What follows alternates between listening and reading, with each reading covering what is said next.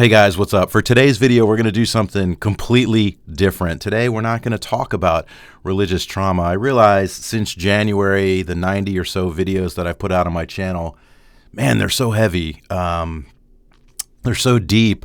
They're so philosophical. They're so contentious in some ways. And today we're not going to do that. Today we're just going to have a little bit of fun because, when you're dealing with trauma of any kind, especially religious trauma, sometimes you just need to lighten the mood a little bit, right? Sometimes you just need to laugh a little bit. We all need to laugh a little bit, especially in light of everything that we talk about on this channel. Everything is just so heavy, sometimes dark. And so today we're going to lighten it up. We're going to have a little bit of fun. I'm just going to tell you a story because it's something that happened to me that I think is funny.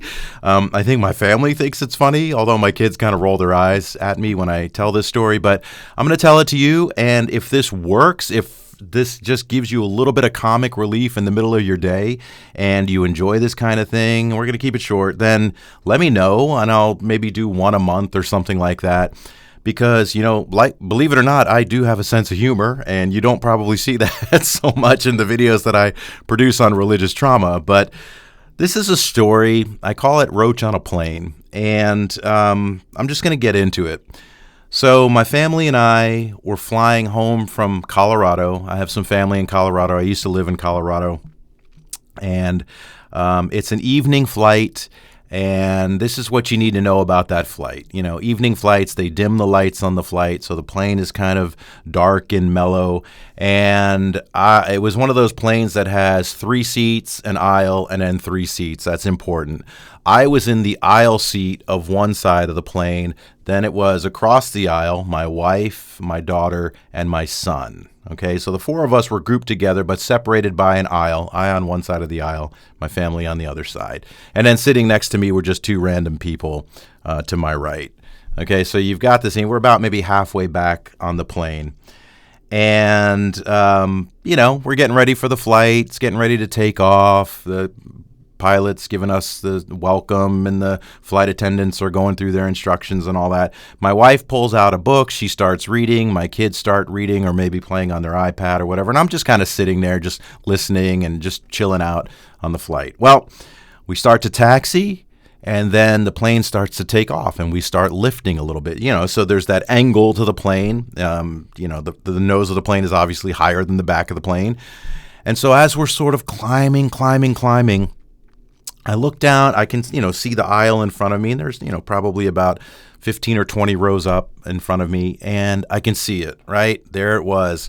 Ambling down the aisle was an incredibly massive cockroach, and I could see it, it was dark, but I could tell that's what it was. I could tell by the way it was moving and the way it was coming down that aisle, and I'm like, that is a freaking huge cockroach. I don't know that I've ever seen one that big, but then I realized, well, maybe it's one of these Colorado cockroaches. Maybe it's kind of a mutant cockroach. I'd never seen one that big when I lived there, but there was no doubt. Or maybe it got on the plane from somewhere else, but here it comes, right? And it's kind of like sort of bouncing back and forth as it's coming down the aisle, almost like it's drunk a little bit. And I thought maybe the pesticides of the plane have affected this thing, and it's making it wobble a little bit as it's coming down the aisle. Now, I had a choice to make in that moment.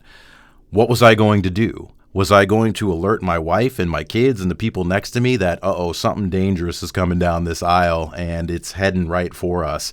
Do I want to alert them? Do I want to frighten them? Because the thing you need to know is that if my wife knew that there was a massive cockroach coming our way, that plane would have crashed, because she would have jumped out of her seat. She would have thrown the door open on the side, and she would have jumped out of the plane before she would have allowed that cockroach to get to her, because she cannot stand cockroaches. In my house, I kill the spiders.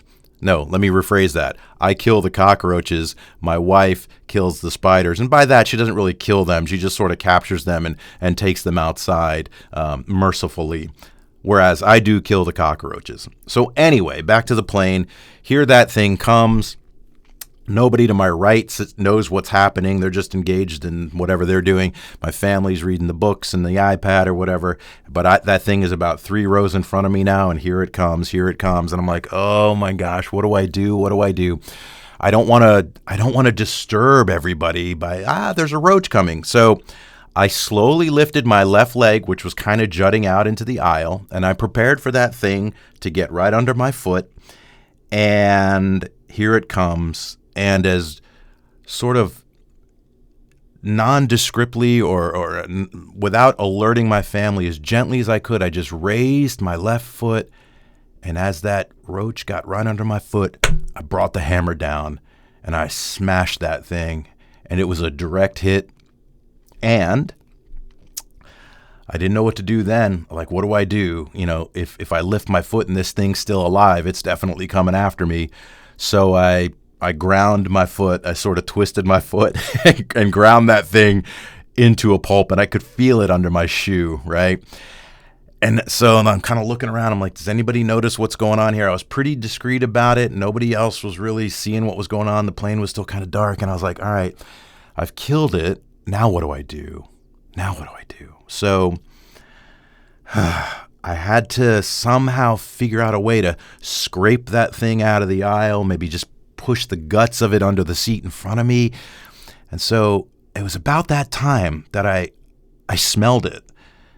And I was like, what's that smell? It was this strange sort of exotic, fruity smell.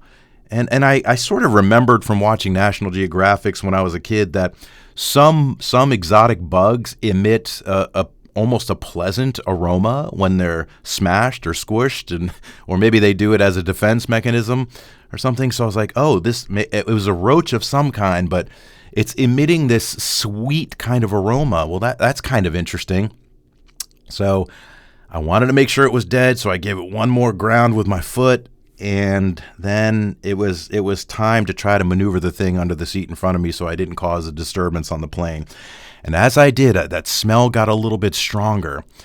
And so I sort of tried to slide my foot, under the seat in front of me. And as I did, I didn't quite keep the guts of the thing under my shoe. Like, they started to emerge. It was like my shoe was sliding across the guts and leaving the guts there in the aisle. And that smell got a little stronger. And that's when I kind of leaned in and looked down a little bit. Again, nobody else knows what's going on.